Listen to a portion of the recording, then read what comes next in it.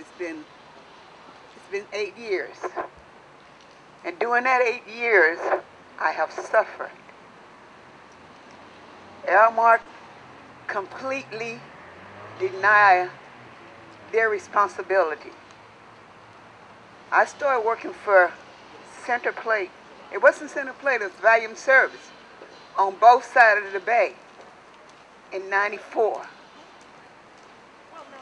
From '94 to '92, I used to work 2002, two positions, manager, assistant manager, and if they needed a cashier, I had to do that. Well, come to 2007, they finally went to court and said I was to get the operation for carpal tunnel. Well, I did that on one hand. Now I'm waiting for the second hand. After the first hand, 3 months later, they want to do the next hand. This hand hasn't completely been well, and I still can't do anything with it. So I'm still in denial, and I'm still waiting. And not only that, was it last week they sent me out a paper wanted me to, what is it they call it? I don't forget. Now you write paper how good they are, how bad they are. Yes. Yes. Yes. Bunch associates. Bunch associates. And I just said to myself, they haven't even spoke to me, let alone call me or said anything to me. They just sent out the paperwork, and that's it. How can I quote you?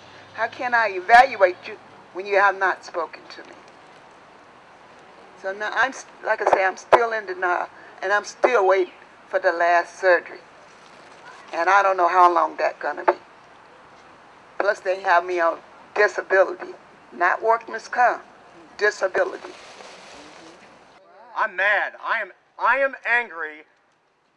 I am in denial. I am so angry, I am in denial.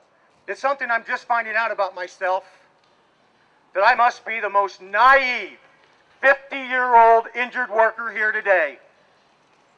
I've learned that my reason for showing up on a job to do work, to get paid, has been lost on employers that protect employees who do little work, disrupt operations, and never get hurt. They never get hurt because they are not doing the work. While doing the work, accidents happen. Injuries occur. Today, I thank the Lord that I am an injured worker. I'm proud that I am here to carry this message to everyone that I can reach out to. I did the work I was hired to do, and the employer profited handsomely. I was a human cash machine. Then came the on-the-job injury, and things changed. The Lord knows how they changed. It changed my life, much as many of your lives have been changed. Can I get an amen on this? Amen. Amen. My grandfather probably had better rhythm. When on the job, how many injured workers deny service to their employer's customers? Show of hands, nobody? Yeah, none of us. Amen. Yet, when an employer's claims, when the employer's clients that handle the workers' compensation cases deny service to many injured workers as soon as legal representation is secured. Lord, please help me understand why. Cash machine to casualty. On the night Barry Bonds played his last game, I was an injured worker at the time, and I still earned the highest amount ever doing my job. Guess how the employer showed its gratitude? Since the start of the baseball season, I'm working at a location where there is more risk for injury. Can I get a what the? I've been providing customer service since I was a 10-year-old paper boy. 40 years of experience, I'm overqualified, and the company wants me gone. All in the name of combining and manipulating the three proven motivators of the human spirit: fear, hatred, and greed. Lord, what kind of people have we become? You guys ever seen one of these? Everyone? Who's seen this? Who's filled out one of these papers once they got hurt? Everyone that gets hurt on their job has to fill out one of these papers. There's two things on this document that I want to bring up, and I think it's important we make note to our elected officials in Sacramento. First, disclosure of medical records. I'm going to read this. This is a quote off this valuable document. After you make a claim for workers' compensation benefits, your medical records will not have the same privacy that you usually expect. If you don't agree to voluntarily release medical records, a workers' compensation judge may decide what records will be released. If you request privacy, the judge may keep private, certain medical records. Now, this is the injured workers' way of looking at this issue, according to me. If workers are permitted to declare a treating doctor in case of an on-the-job accident, why can't workers also be permitted the option to both disallow release of medical records and immediately have the workers' compensation judge decide what records will be released and request that privacy? Are you listening, Sacramento? Think about it, guys. If it's our first line of defense to keep the insurance companies from looking into our past and finding out we might have a relative that got treated for high blood pressure and be denied benefits. The other thing that's on this form is a statement that's hidden. They're always hidden. It's on the back side of the cover page. It says, it is illegal for your employer to punish or fire you for having a job injury or illness, for filing a claim, or testifying in another person's workers' compensation case, Labor Code 132A. If proven, you may receive lost wages, job reinstatement, increased benefits, and costs and expenses up to limits set by the state. Come on! Come on! I pay union dues to Unite HERE Local 2 in San Francisco and Local 2850 in Oakland. Injured workers are not an issue, according to what's online on the website. Not like illegal immigrants, who, when injured on the job, are going to face the same torture as you and I all have. Mark my word. Aramark Sports and Entertainment wrote on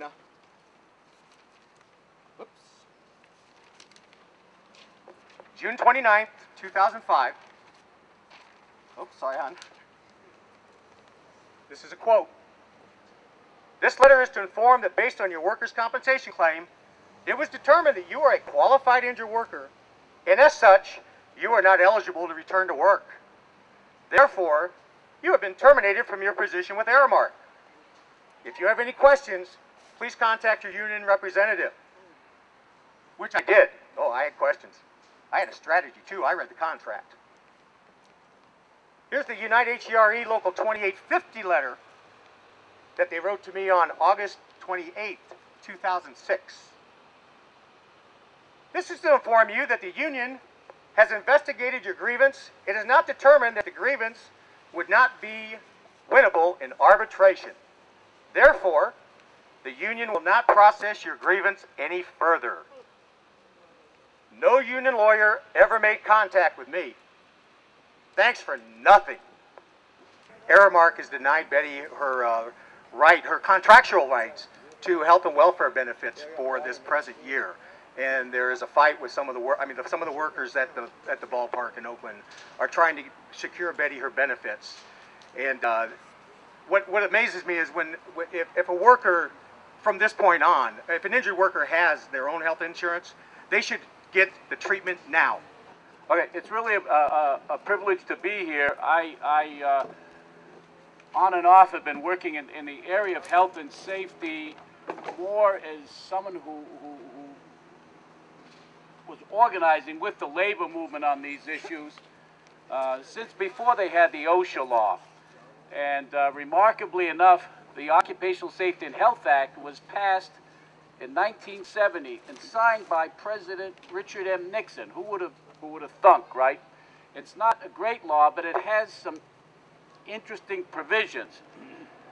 One is it sets national standards for workplace safety and workplace exposure to hazardous substances. Before OSHA was passed, there was no standard. There were something called threshold limit values, for example, for asbestos. And you were allowed to be exposed to 12 fibers per cubic centimeter. After years and years of fighting on the part of the labor movement, the asbestos workers, the longshore, the oil, chemical, and atomic workers, the construction unions, that standard has been brought down by 120 times to 0.1 fiber per cc. And yet, asbestos, for example, has been in effect banned for new uses. And one thing that really shocks me, what she found out was that when he was exposed to a bioactive mold here in Davis, Cal OSHA told him that he should depend on the company doctor for deciding whether or not the particular mold might be killing him. And it shocked me because when I first got involved in this area with Teamsters Local 688, just outside of St. Louis, we were investigating the biggest lead smelter in the United States of America. The guys working there were in their late 20s and early 30s, and they're talking with each other, and they even let a stranger hear this. Their biggest complaint, and this is in the late autumn of 1969, was they were young guys, they weren't able to get their wives pregnant, and they even said they couldn't get it up. I mean, when guys say things like that, it's the most stunning thing. The company refused to allow, was taking blood levels and urine lead levels, refused to let these workers see this information. They said, we own this, we're paying for this doctor. And in many ways, we're still in the same situation. My son was one semester shy from his Bachelor of Science degree with a major in biology and a minor in chemistry. He took a temporary full-time position that was offered him from a biotechnology company, Agraquest, Inc., as an assistant researcher in this city in 1998. He began his employment while the company was still located in an office park in a residential neighborhood. The address was 1105 Kennedy Place, Suite 4, which sits on the corner of Kennedy Place and J Street. There's some signs over there that will show the thing. Agraquest founder is Pam Marrone, who was formerly from Monsanto. While working at Monsanto, she led its insect biotechnology group. She gave an answer to a question posed to her, quote, "Please describe the work that you are doing that you consider to be the most innovative." Pam Marrone listed that she founded two pure biotech companies, Intotech and Agraquest. Agraquest started in 1995. Pam Marrone also said, quote, she was the founding president and business unit for a head for Intotech from 1990 to 1995 in Davis. Quote, a successful biopesticide subsidiary of Denmark-based Novo Nordisk. Pam Marrone has been in the biotechnology arena for a very long time. The reason I am bringing this up to Davis and its residents is I doubt very much you were even made aware of what was and no doubt is still going on in this city. I have brought with me today presentations for your viewing, and as you can see, I have given excerpts on this side over here of some of Agraquest, Pam Marrone, and the others in the company, interviews and articles about them or with them. It is very plain to see, and they have openly boasted they have searched the world over in their search for novel microorganisms, bacteria, fungus. They also say that they use microbe hunters, and they check out new samples of soil or plant roots in lichens arriving from across the globe, all over the world, hoping that one eventually will lead to the next breakthrough, natural, environmentally safe pesticide or fungicide.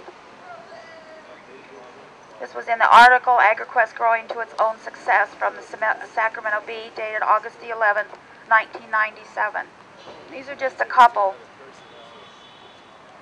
of the examples I'm now pointing out. First of all, an office park in a residential neighborhood is not an area where the possibility exists that it could contain known pathogens that cause human disease, let alone the unknown. I'm not sure what biosafety level a research lab that brings in soil from other countries, such as Agraquest, should have. But I am quite sure that Agraquest did not have a biosafety level above 2, if they even had that. There was much discussion in the city of Davis about bringing in a level 3 or level 4 lab, biolab, and it was opposed by its residents. There was a fear of what microorganisms could be in such a lab in the city and the risks associated with it. We have all heard the word anthrax. Anthrax comes from the soil. And as stated in numerous articles, Agraquest does indeed search soil samples for novel microorganisms. Not only does Agraquest want to discover a new bacteria or fungus, they also test their discoveries on plant diseases such as fungus and bacteria. I have also shown in the presentation documented relationship to these bacteria and fungus as being human health hazards. 5 months and 9 days after my son started working for Agraquest, after a workday, he ended up at an immediate care medical clinic with bloody pus draining from his nose, and the left side of his teeth and face had become numb, and 16 days later he ended up having the first of 4 sinus surgeries. The last surgery was in 2006. My son has never regained his health. In fact, more and more of his body has been affected as a result of working for Agraquest. I have also shown in my presentation bacteria and fungus that have been found in my son, either in his blood, sputum cultures, and levels of positive to high positive in IgG tests, showing that he had a very high level of exposure to these microorganisms. We don't really know what all he was exposed to. David's immune system had been jeopardized, and for 3 years, every 28 days, he was hooked up for approximately 7 hours each to an IV pump and received immunoglobulin infusions like those receiving chemotherapy, because his body had stopped producing enough B cells and he no longer had an intact immune system. Each and every time he had an IV infusion, he had violent reactions to these treatments. To this day, his immune system levels are all over the place, up, down, up, down. For the last going on 10 years now, my son has been living a nightmare of hell with respect to his health. I'm absolutely terrified just what they are going to find in my son, if they ever do.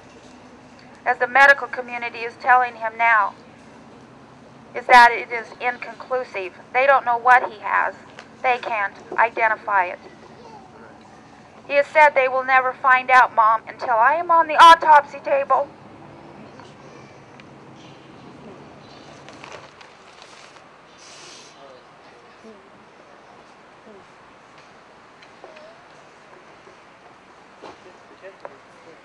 I have lived my life since David worked for Agraquest in a state of fear. And it was pretty sad when a daughter asked her mother, what was Daddy like before he got sick? Pam Marrone said, we're doing a lot of interesting things here that are cutting edge. They haven't been done before. To this I say, who made you, God? Agraquest searches for the novel microorganism to fight plant diseases and insect control. Who is to say that there isn't going to be a crisis because of mutations of bacteria and fungus that is allowed to be put on our food crops, as well as food for livestock? What becomes of the soil when it is being invaded with genetically engineered or modified microorganisms? Why are eradicated diseases now coming back, causing illness, disease, and death? And a very important question is, why does the industry only have to show in their patents and products the active ingredient? It can be very, very low.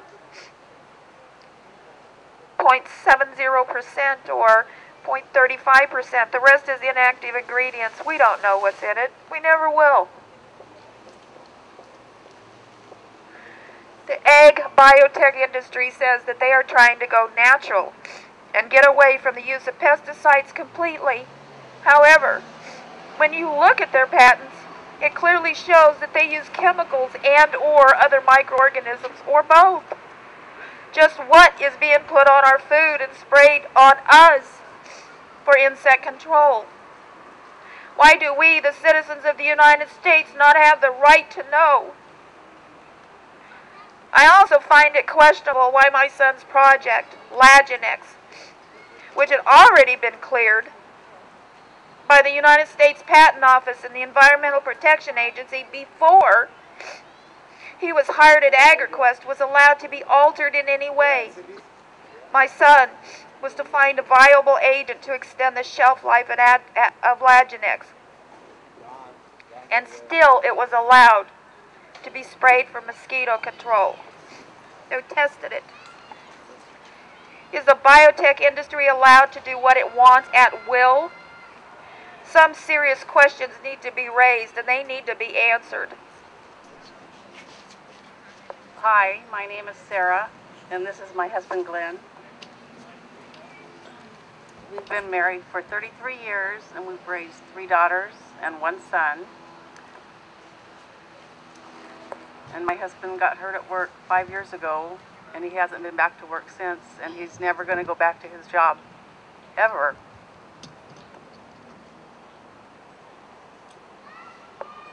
I'm going to let him talk.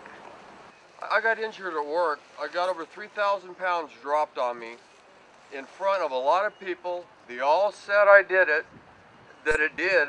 The concrete driver never followed my directions, and he never followed the directions of the general contractor of the job.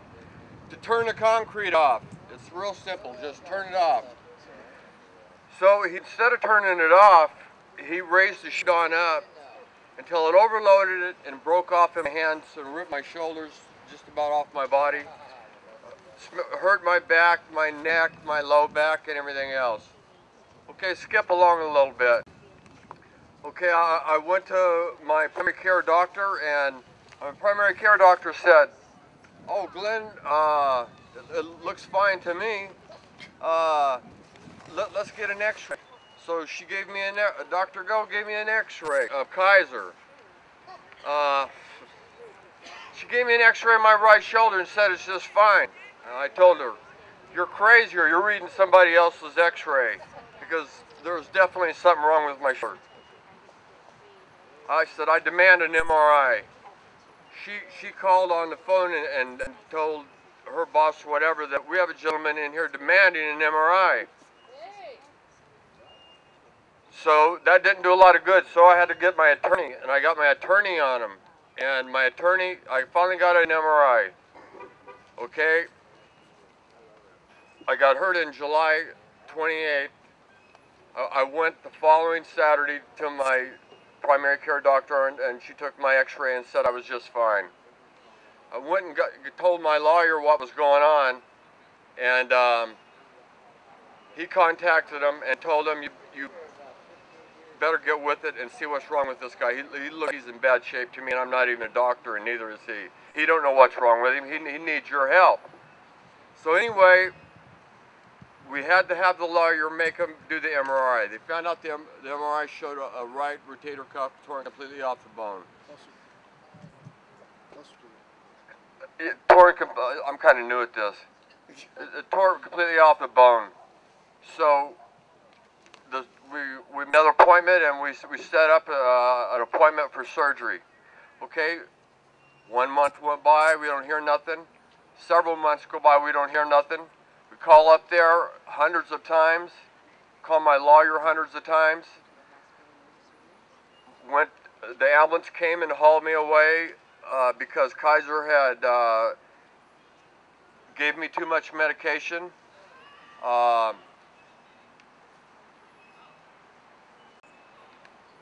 Okay, it got down to after 5 or 6 months. We had my lawyer have to give the surgeon or a court order to do the surgery.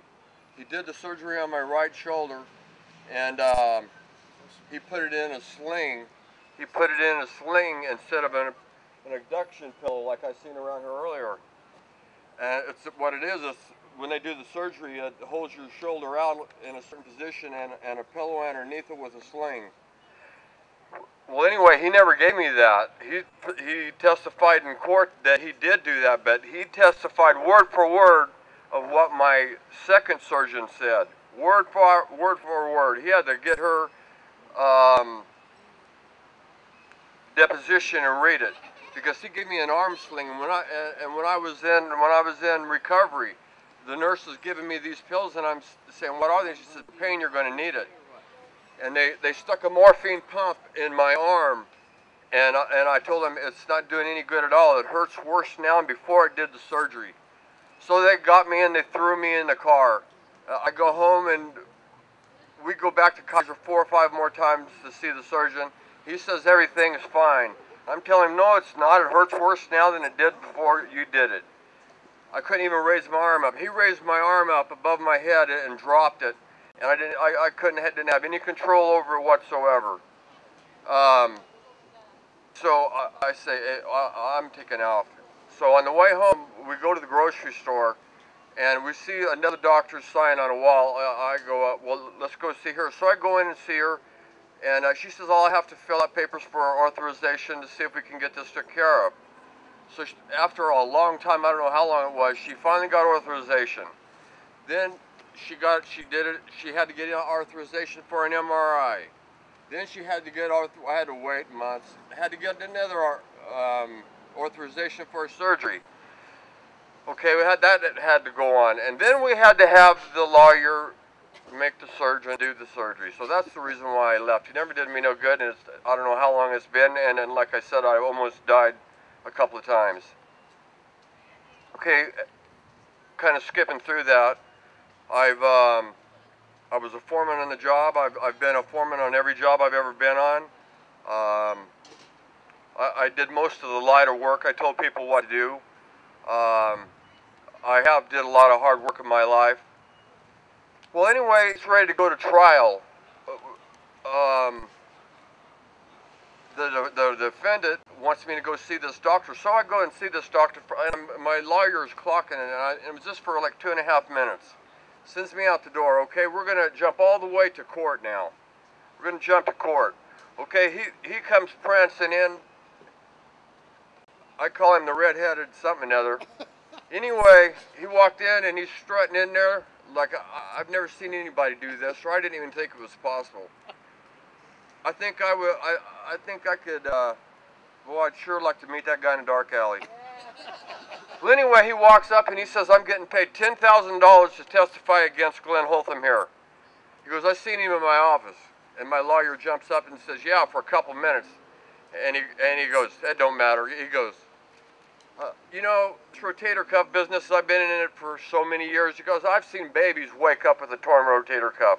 I've seen guys wake up in the morning and not know what they did or nothing and have a torn rotator cuff. Mr. Holtham, he must have did this some other way, which everybody on the job seen the truck break. Okay, We'll skip on to another part. Okay, we're in court. We're in court now. Okay, they're going to show the concrete truck which hurt me to the jury. Okay, so the judge says, don't no one say a single word out there. Okay, so we go out and look at the truck. It's in the center of the street, not on the edge like it should have been at the job on an angle. The concrete truck's on an angle, and you release your chute, it'll sling to one side. It's free. Okay, well anyway,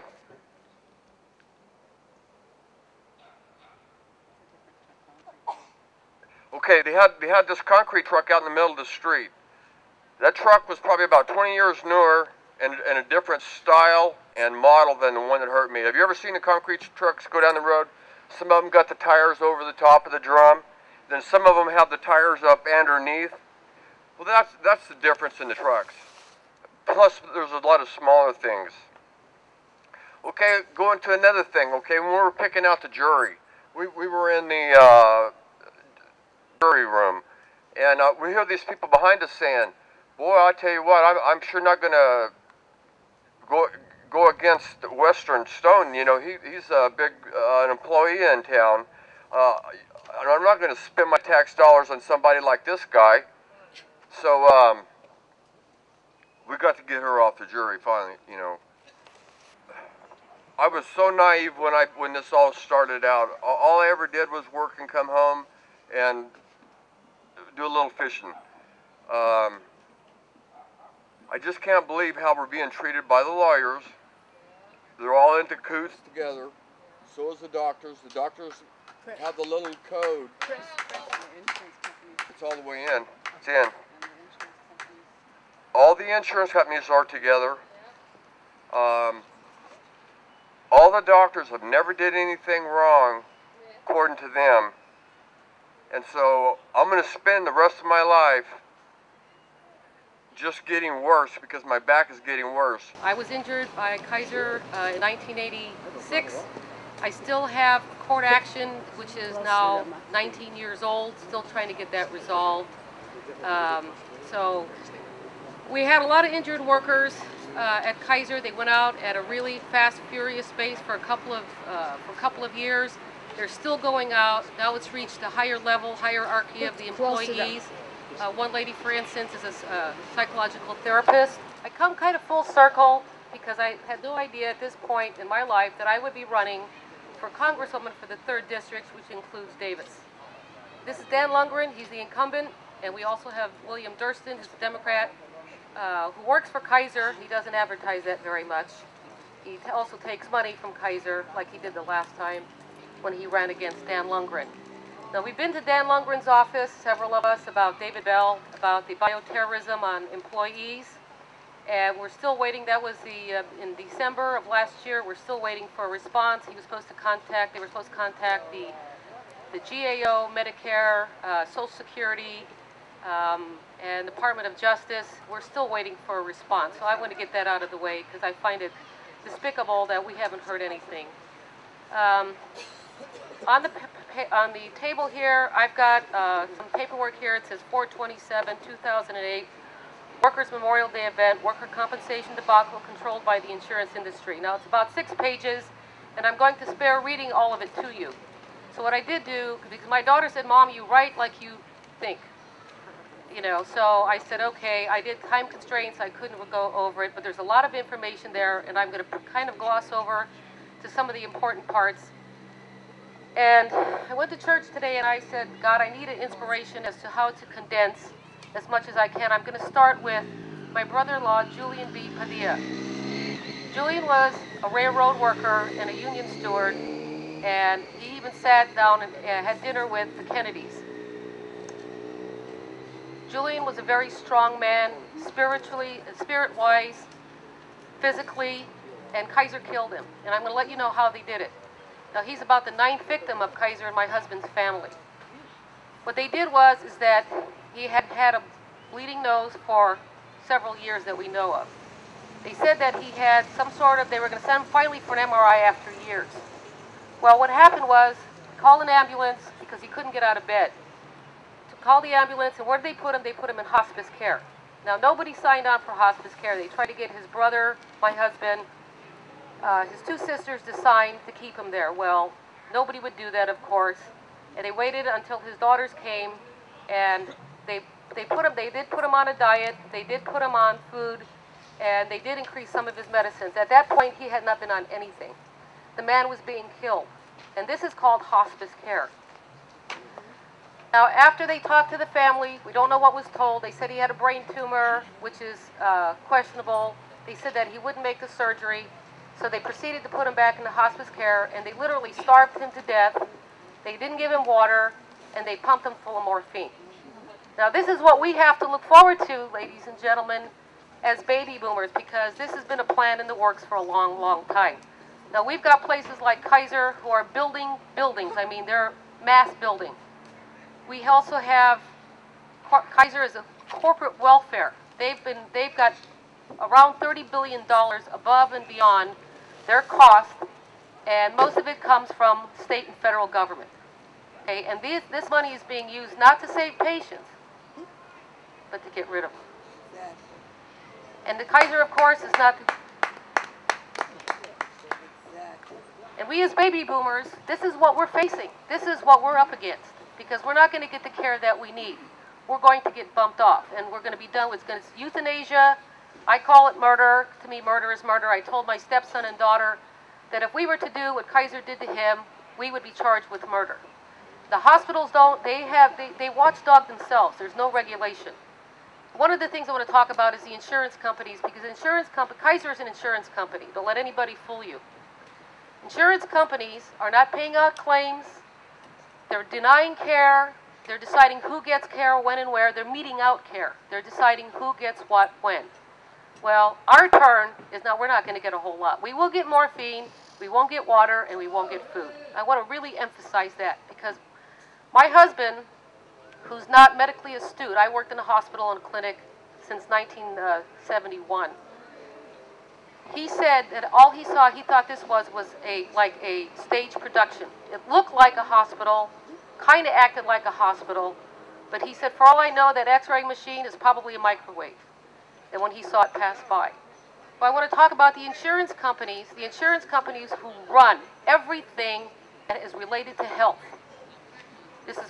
They're worth trillions of dollars. They don't care about us. And we need regulation, we need accountability from our legislators who allowed this to happen, by the way.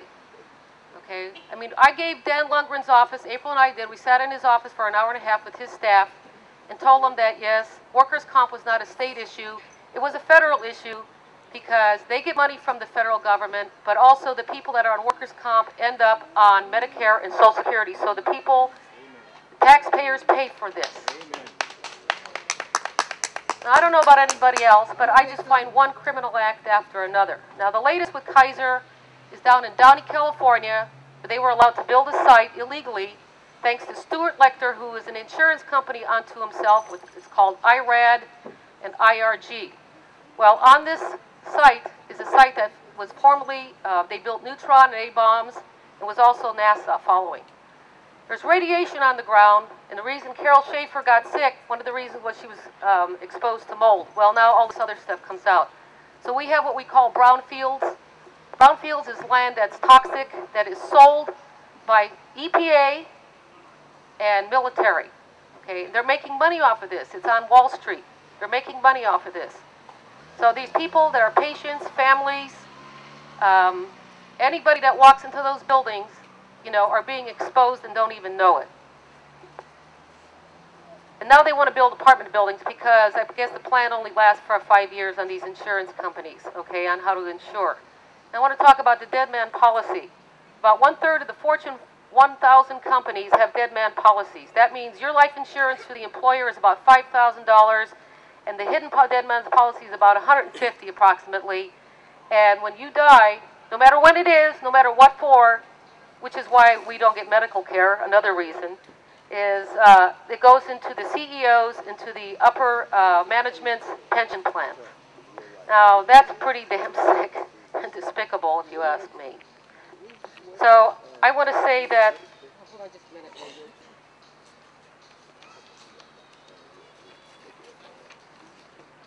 when I decided to run, I figured, well, we're not going to get, maybe I won't get a whole lot of votes, but what I will do is expose the criminality and the travesty of the insurance companies. Because believe me, if there's universal health care, single payer care, they want the contract.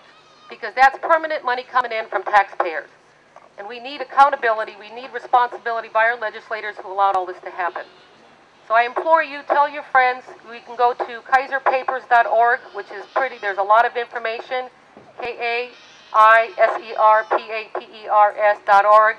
And then also, through Kaiser Papers, a friend of mine put up a website for me for Congress. It's DinaPadillaforcongress.com. And what I wrote here, which I won't read to you because it's very long, well, there's going to be a lot more information. Let's see. And I think probably one of the worst things, when I think about the workers' comp situation, that there's about 300,000 people a year in this state who do not get their benefits. They lowball claims, the insurance companies lowball claims, Kaiser lowballs claims on its employees. All self-insured companies do that. They make money off of this. And when the untold story is that nobody talks about, we don't get the chance to hear about all the devastation that affects the families. They lose homes, they can't feed their kids, and the families are broken up, and then the kids don't have a chance for any kind of opportunity in life. Their chances have been diminished. So there's been a destruction of families. So that needs to stop. And I urge everyone, no matter who gets elected, who is in incumbents, for you all to get a hold of your congresspeople, senators, assembly members, state senators, to get a hold of them and to demand that these toxins, these denial of medical care coverage, and the euthanasia, the silent euthanasia that's going on, it needs to be stopped because this affects the majority of us. And I want to thank you very much. I'm Doug Haney. I wrote the book Toxic Mold, Toxic Enemy. If you're looking at my hat is an Army hat. I was in the Army from 1968 through 1970. I was a combat medic in Vietnam. I was in Quezon, the Ashaw Valley, the DMZ, and you might have heard of a program, a movie called Hamburger Hill. I was there. That's not the important part. The important part is they gave us about 2 months of medical education at Fort Sam Houston, Texas, the medical training center, and sent us out into a war zone where doctors take 20 years to understand what they're looking at. And in that 20 to 30 years that they use in their practice, they have very little understanding, maybe about 2 hours, of how microbes interact with human cells to cause human disease.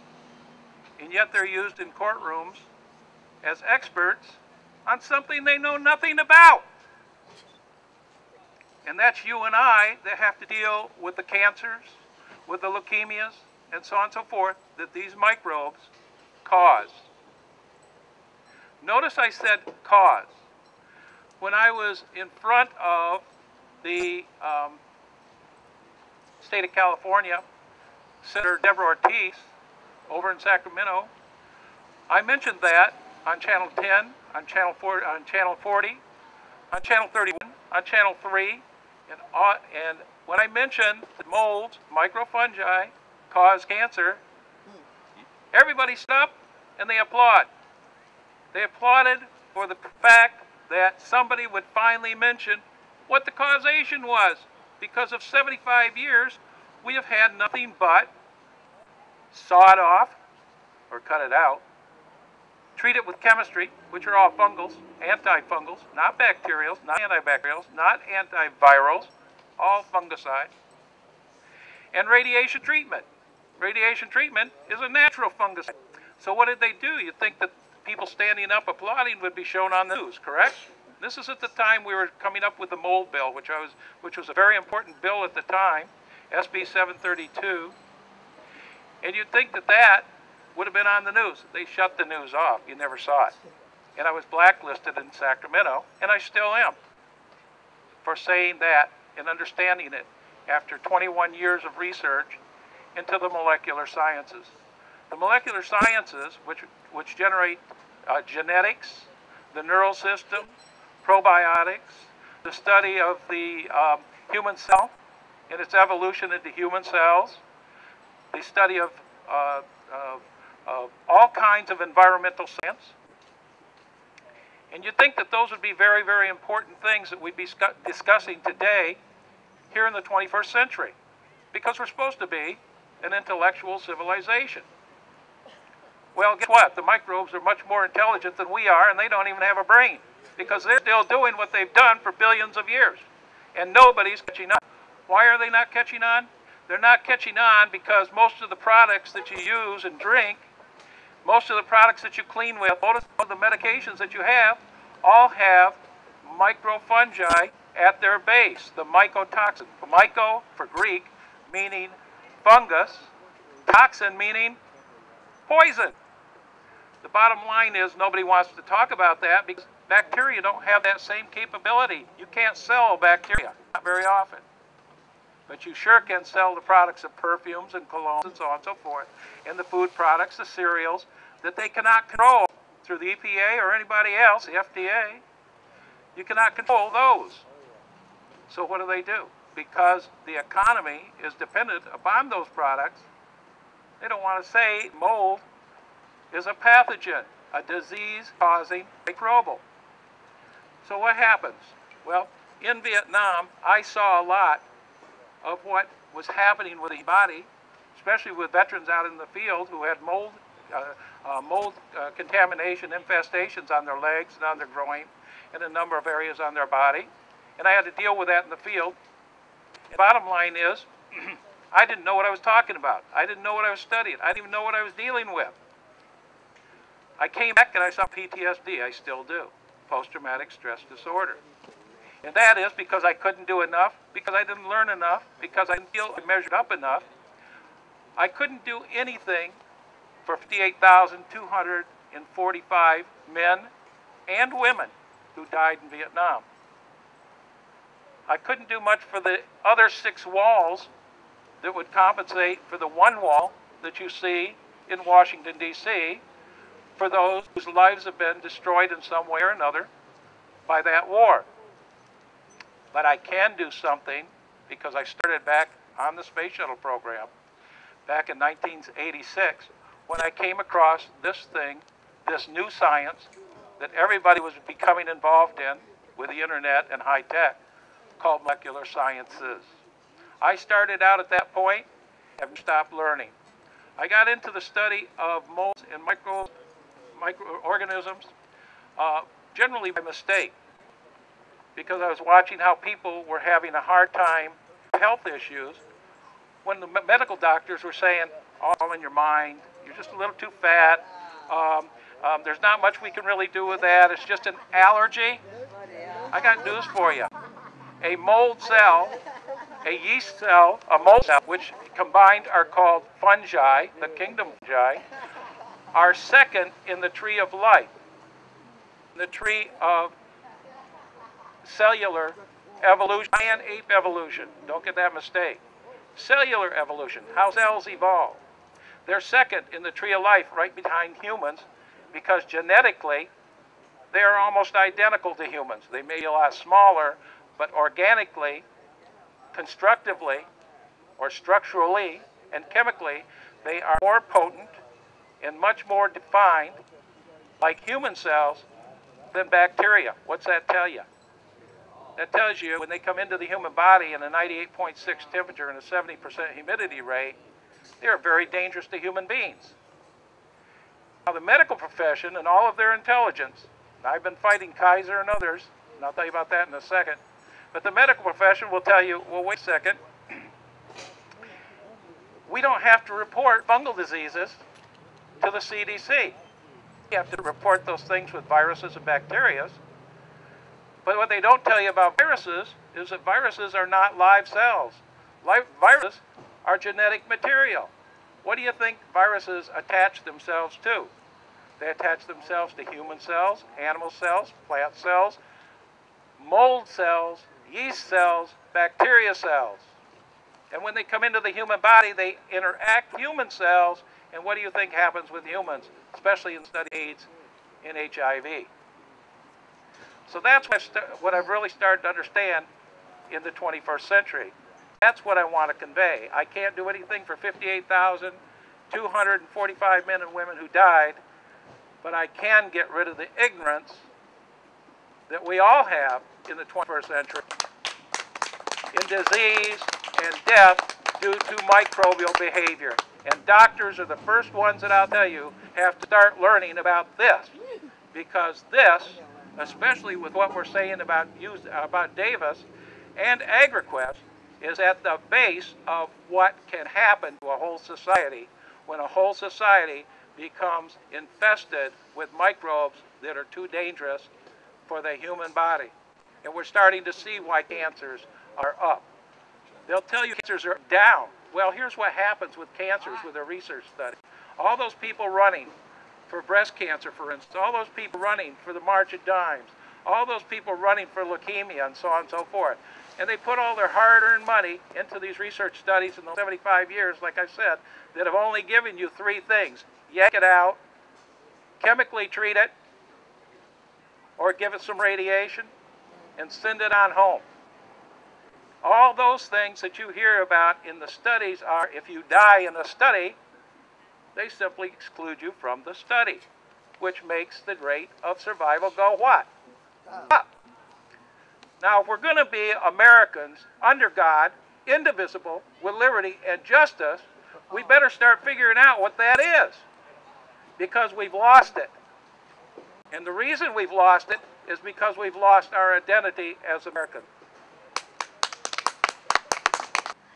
Okay, my name is Tara, and I am an injured worker from PG&E beginning in the year of 1982. We kept, the machine that we was working on had us going back and forth, left to right. At that particular time of the year was when there was no ergonomic chairs. I complained to management, because I was the first one to come forward, a whistleblower, as I didn't know then. I was just trying to give them some information.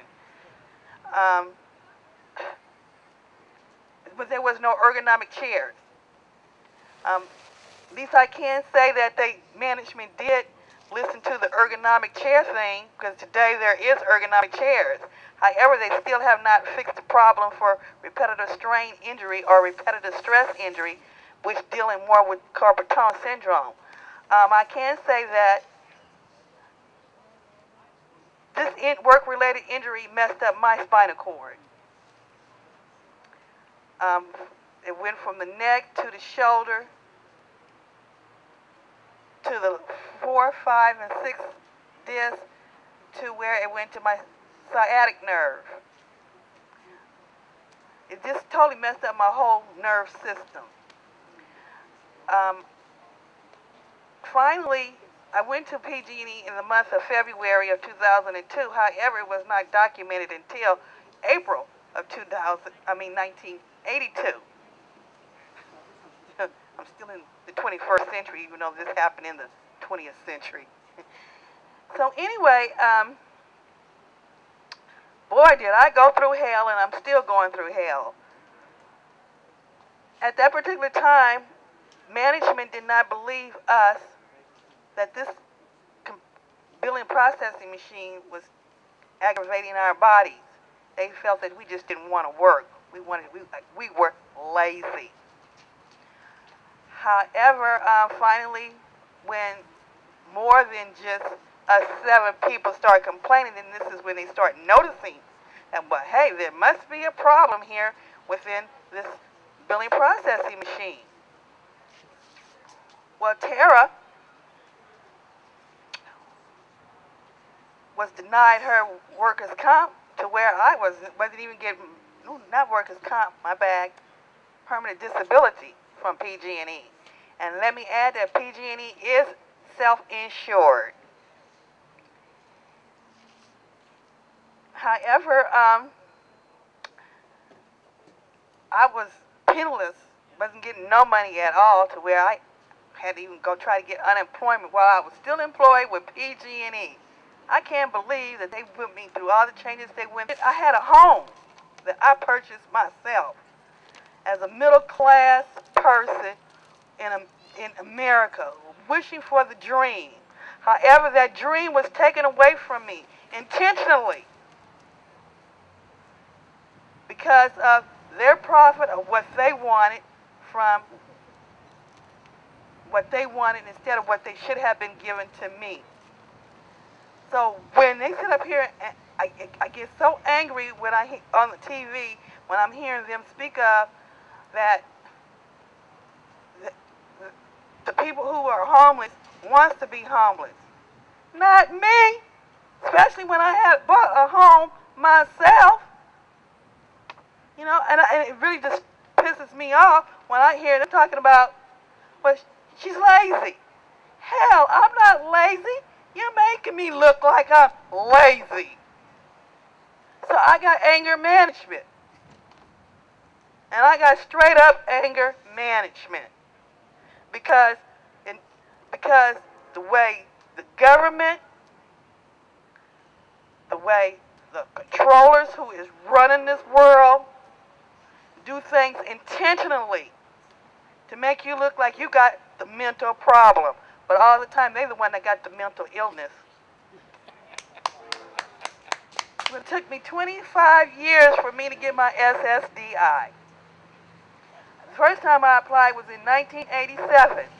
They told me that, well, by them going by the company's doctors who says there was nothing wrong with me, they went by that medical report. However, it took 25 years for me to finally tell them, plus with 1.7 million people, that the computers is causing repetitive strain injury or repetitive stress injury.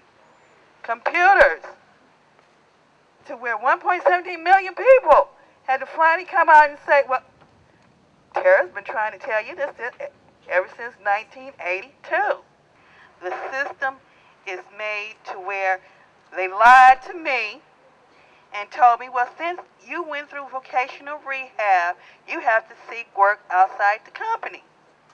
I believed that for 15 years until a legislator with the state of California told me that was a lie. I could have jumped out of my seat when he told me that. I said, after all these years, I had believed PG&E was being correct with me, but all the time they had stabbed me in my back. I do work for Cal OSHA since 1989. A little bit about OSHA, as Steve mentioned, there's less than 200 inspectors that do compliance work in California, and there are more fish and game inspectors. There are approximately, say, 1 million workplaces with 17 million workers in California. And you can do the math. You can figure out how many workplaces there are, how many inspectors. How long would it take to inspect every workplace? A long, long time. I recently did the math when I read an article in English by somebody who worked for the Vietnam Health and Safety Agency, and they were worried about the increase in injuries, and what the officials complained about was that it would take something like 60 years for the number of inspectors they had to inspect their workplaces. Well, I did the math, and they have about, per capita, twice the number of inspectors that we have in this country. So that's, you know, something. But on the other hand, if you go back to 1970, when the act was passed, it was a great victory, but it's a compromise. The agency was never set up to inspect every workplace. There are some countries that inspect every workplace every year. We do not have an inspectorate like that. That means, you know, politically, workers have no choice but to become informed and to work collectively to make sure that the standards that we have, which are subject to all kinds of political influences and how strong they're going to be in the first place, but to make sure that those standards are enforced, and where there aren't any standards, some form of justice is done.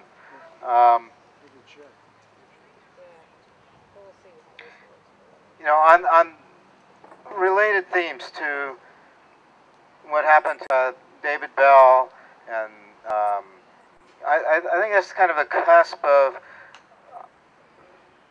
a biological revolution that's occurred in our industry that's exposing more workers. Just as this gentleman just had to take his pill, it's always the workers who are the last to be protected. One of these revolutions is you may have heard the term nanotechnology. Well, you know, I put sunscreen on today, and it's got titanium dioxide. When I worked in the steel mill, I once looked into titanium dioxide because they were spraying it on the paint, identification number on each slab, and the main ingredient was titanium dioxide. Well, gee, it's in every white paint there is. Non-toxic. It's fine. But and they put in sunscreen. Then they found out that when they went to better sunscreens that are more effective for you and I, they used the new nanotechnology and smaller particles. And it turns out that when titanium dioxide is in very, very tiny particles, not only is it absorbed through the skin, it's absorbed into cells, where it actually does interfere with cellular metabolism. Nobody knows whether this is really harmful or not. And this is just many nanotechnology things are coming onto the market that we don't know about. That I read an article the other day. Biomedical researchers are really excited. They found that carbon nanotubes. Do people know what carbon nanotubes are? Okay, they are pure carbon. They form into tubes. Sometimes they form carbon buckyballs and whatever. But they have to be very useful. They're going to be in all of our electronics. They're going to make an iPod possible that's more powerful than your computer, and you can wear it on your wrist. And they were really excited because they found for the first time that they could get them inside of cells. And they found they could attach little other molecules that will interfere with metabolism. They're very excited because they want to use it to cure disease. And that's a good thing. But the problem is, just like when they find a toxic mold that might have a useful effect in the wild, it may control for a particular plant infection or keep an insect off of it, and it may work very well. Now they're going to concentrate it. Who's going to concentrate it and be exposed to much more of this stuff? It's the people in the plant that are going to produce it, the workers, each and every time. David may be representative of more workers in the future, and so far as OSHA goes, we try the best we can. Often we don't have standards that address it, and partly the system was set up that way, so it's something we have to work on. And just one final thought, I guess. In listening to all of the stories of the struggles that people have had once injured, many of these struggles would be much easier to go through if medical care was a right. It should be a right, a human right. We need a single payer, take the greed out of the system, and thank you all for having me.